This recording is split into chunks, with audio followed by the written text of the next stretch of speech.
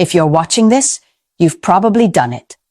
You saw her story, your stomach dropped, and suddenly your fingers were typing something you knew you shouldn't send. And the worst part? The moment you hit send, you felt it. The regret, the loss of power, the sinking realization that you just handed her confirmation she wasn't even asking for. Men don't ruin no contact because they miss her. They ruin it because silence forces them to face themselves. But here's what nobody tells you. There's one moment, and only one, where breaking no contact isn't a mistake. It's the smartest move you'll ever make. And if you don't know how to recognize that moment, you'll keep repeating the same painful cycle. Let's break it right now. What you felt in that moment isn't unusual.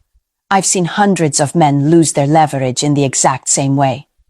Not because they didn't care, but because no one ever walked them through the emotional mechanics behind no contact. You were never shown how women interpret your responses, how timing shifts the power dynamic, or how your fear When a relationship ends, the first thing most men lose isn't the woman. It's their sense of identity. You're not just afraid of losing her. You're terrified of losing the future you imagined, the validation she gave you, the feeling of being chosen. That fear creates a loop you know too well. You check her stories, you read your old messages, you replay every moment trying to decode what went wrong. Then anxiety builds, imagination spirals, and before you know it, your fingers are typing something your dignity never approved. And here's the truth you don't want to hear. When you chase from a low position, you don't look romantic. You look replaceable. Women don't respond to the words you send.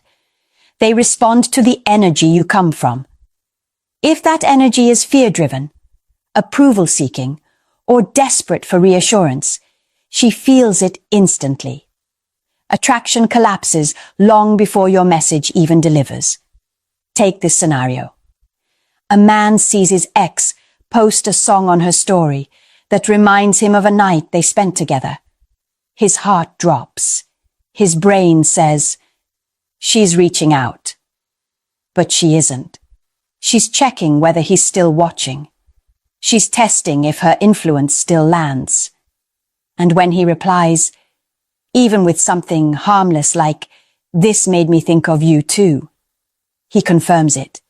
He puts himself right back into the role she already pulled away from. Breaking no contact too early doesn't bring her closer. It tells her you're still exactly where she left you, emotionally available on demand. When you lead from fear, you lose your frame.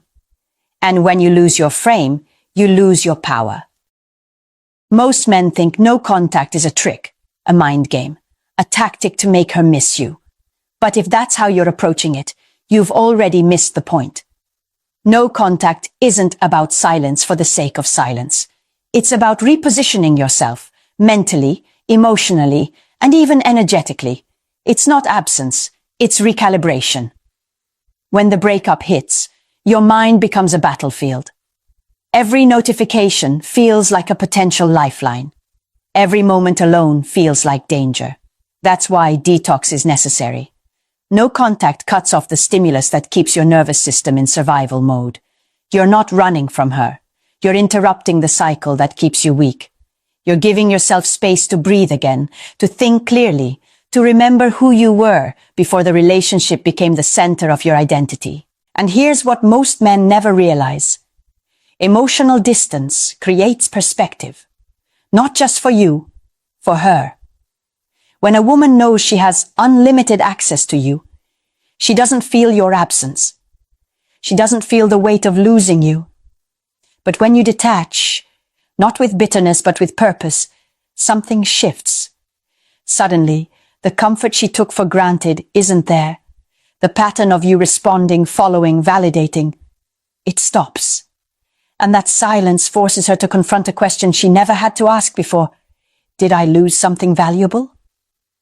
But none of that happens if you're still engaging in what I call half contact. Responding to her random emojis, watching her stories, liking her posts, sending a friendly check-in because you don't want to seem cold. All of that keeps you trapped in the same dynamic that pushed her away. Predictable, accessible, emotionally exposed. No contact works because it breaks the pattern. It introduces scarcity. It reestablishes self-respect. It shifts the psychological power from "I'm waiting for you" to "I'm rebuilding me." And that's the version of you she's actually capable of respecting again.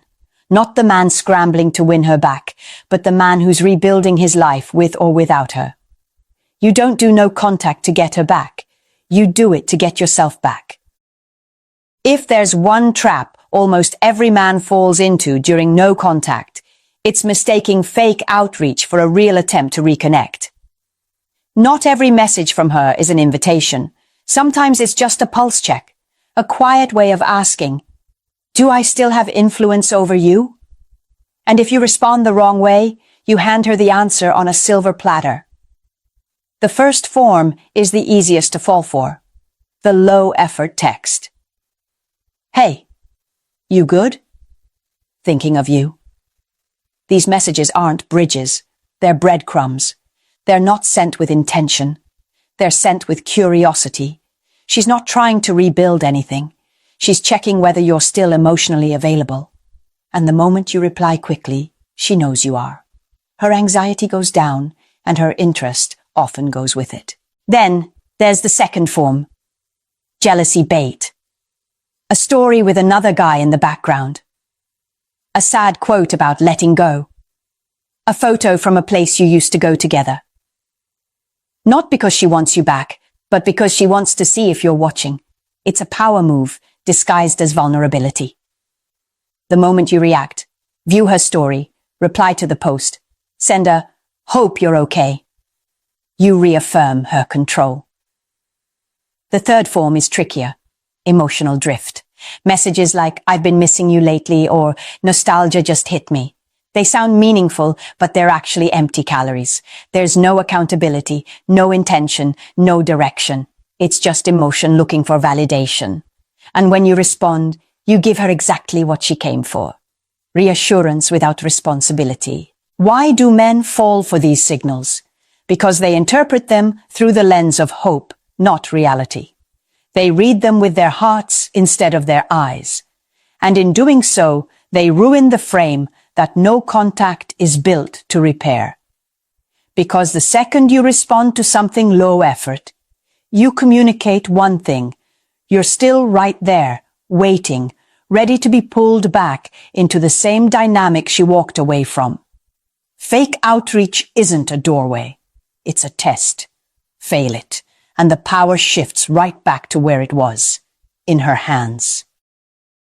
There is only one moment, one rare, unmistakable shift, where breaking no contact actually makes sense. And it has nothing to do with her missing you, feeling lonely, stalking your profile, or sending late-night nostalgia.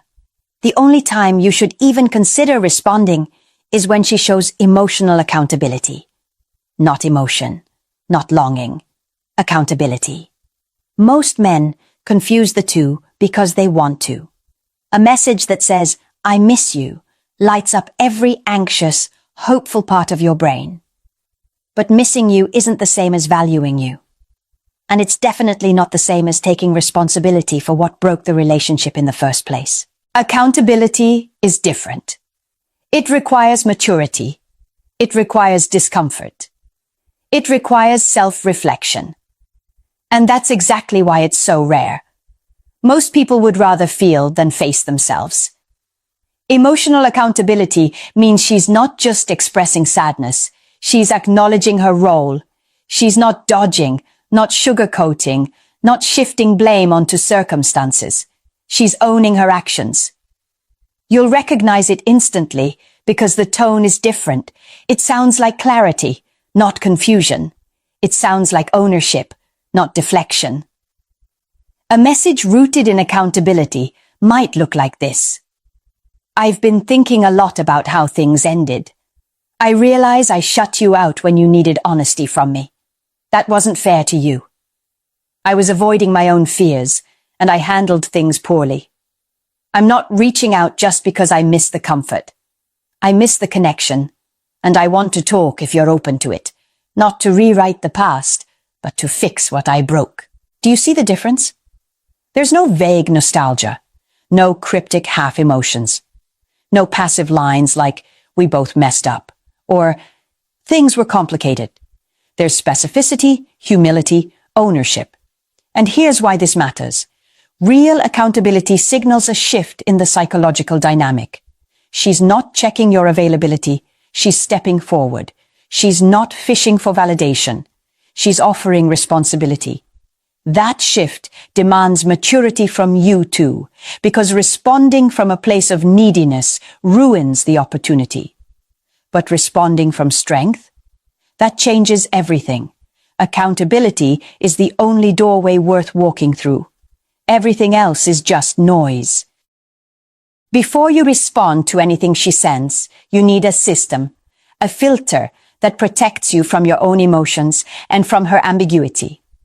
Because when a man is in a vulnerable place, even the weakest message can look like hope. That's why you need a clear standard, not a feeling, a framework. And it comes down to 3 non-negotiable elements: accountability, specificity, and intention. Miss even one, and you stay silent. The first pillar is accountability. This is the foundation. If she can't own her part in what happened, she isn't ready for anything real. Accountability means she acknowledges how her behavior affected the relationship, not in a vague, soft focus way, but in a grounded, responsible one. It's the difference between I miss you and I pushed you away when I should have communicated. One expresses emotion, the other expresses growth. The second pillar is specificity. General feelings don't mean anything after a breakup. Everyone misses something. The comfort, the routine, the validation. Specificity shows she has actually reflected. It proves she didn't just feel lonely for 10 minutes and decide to reach out. When she references a real moment, a pattern, or a behavior, something that required introspection, that's when you know she's moved beyond impulse. A message like, I've been thinking about how I shut down during our last argument, carries weight. It shows she wasn't just reminiscing, she was processing. The third pillar is intention to rebuild. This is where most messages collapse. Missing you is easy. Admitting mistakes is harder. But taking action? That's where the truth shows. You're not looking for poetic emotion. You're looking for direction. A willingness to repair, not just revisit. A message that conveys, I want to fix this and do it differently matters. I miss what we had does not. And here's the line you need to tattoo onto your mind. Missing you isn't a plan. These 3 pillars form the filter that protects your sanity and your dignity. If her message doesn't hit all 3, not 1, not 2, but all 3, you don't respond. Not out of pettiness, but out of self-respect. Silence isn't punishment, it's clarity. One of the biggest mistakes men make during no contact isn't what they send, it's what they see. When you're emotionally raw, your mind becomes a projection screen. You start reading her messages, her posts, even her silence through the lens of hope instead of truth. And hope, when mixed with fear, is a dangerous drug. It makes you hallucinate meaning where there is none. There's a psychological reason for this. After a breakup, your brain is starving for dopamine. The same dopamine it used to get from her attention, her voice, her presence. So the moment you see her name pop up on your phone, even with a meaningless, hey, your brain lights up. It tells you, this is it. She's coming back. But that's not reality speaking. That's withdrawal. That's why you need to shift how you read her messages, from participant to observer. Instead of asking, what does this mean for us? Ask, what does this reveal about her? When you detach from the emotional urgency, the patterns become clearer.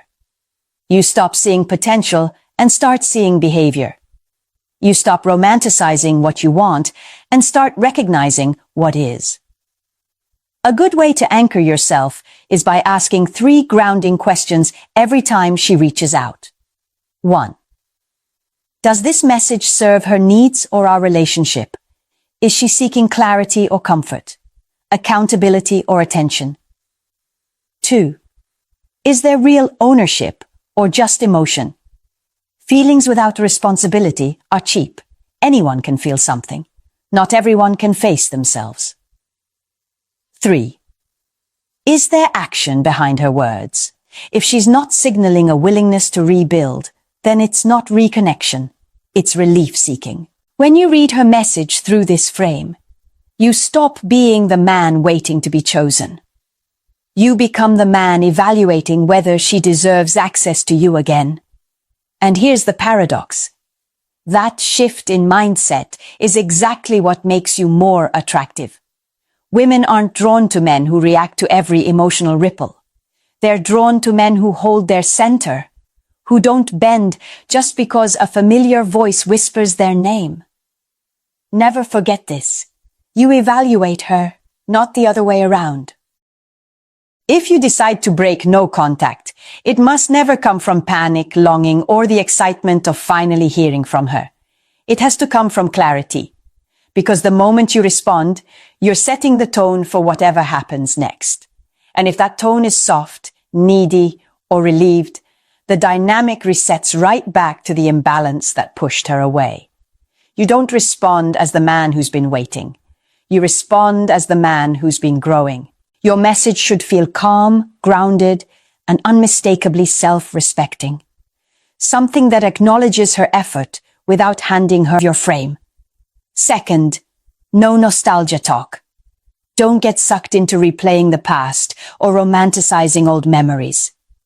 That's comfort conversation, and comfort is not what rebuilds respect. Third, don't interrogate. Asking 10 questions at once signals insecurity, not leadership. Instead, ask the 3 questions that actually matter. The ones that reveal her seriousness. What made you reach out now? What's different this time? What are you hoping for moving forward? A woman who's truly ready will answer these without defensiveness. She won't dance around them or shift blame. She'll show you she's thought about this, that she's stepping toward you with intention, not impulse. And you need to hold on to the most important mindset of all. You're not responding to win her back. You're responding to evaluate whether she's earned the chance to step back into your life. Most men secretly hope that no contact will make her come running back with perfect clarity. But here's the reality you don't want to face. Most women will not reach out the right way. Not because they don't care at all, but because accountability is uncomfortable, vulnerability is risky, and ownership requires maturity. So instead of showing up with depth, they show up with crumbs. A like, a vague text, a recycled memory. And when you respond to those crumbs, you train her to keep giving you crumbs. If she reaches out half-heartedly, that's not rejection. That's information. Low effort is an answer. Vague emotion is an answer. Inconsistency is an answer. And your silence is how you honor that answer. Silence is not a strategy to manipulate her. It's a filter that removes anyone who isn't showing up with real intention. It protects your peace, your dignity, and your future. This is the moment where most men fall apart because they confuse loneliness with love. They mistake boredom for bonding.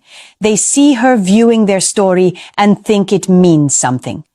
But if she's not stepping forward with clarity, it doesn't matter what she watches, what she posts, or what she hints at. What matters is what she chooses. And if she's not choosing you with consistency and accountability, then she's choosing distance. You don't argue with that. You accept it and you rise above it. And that's where your focus needs to go. Building yourself. Not to make her jealous. Not to win the breakup. But to become the man whose presence demands respect. From her, from others, and most importantly, from yourself. Pour into your body, your mission, your finances, your discipline. the version of you that emerges from this process will be a man she would have to chase, not a man she can dismiss. Here's the truth that anchors everything. If your silence makes her disappear, then your words were never going to make her stay. Letting the wrong woman fade creates the space for the right one to recognize your value, without games, without ambiguity, without emotional chaos. When you strip away all the noise, all the emotional confusion, all the what-ifs and late-night spirals, the truth is simple. There is only one moment you break no contact, when she shows real accountability, real specificity, and real intention. Not half of it, not almost, not a hint of potential wrapped in nostalgia. Only when she steps toward you with clarity and responsibility does responding make sense. And even then, you don't answer as the man who's been waiting. You answer as the man who's been rebuilding. Because your value isn't defined by whether she comes back.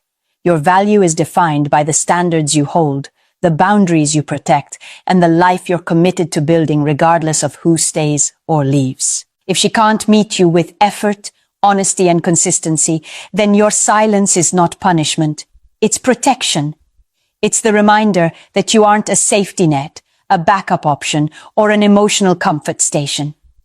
You're a man with direction, a man with dignity, a man who knows that peace is worth more than proximity, and self-respect is worth more than temporary attention.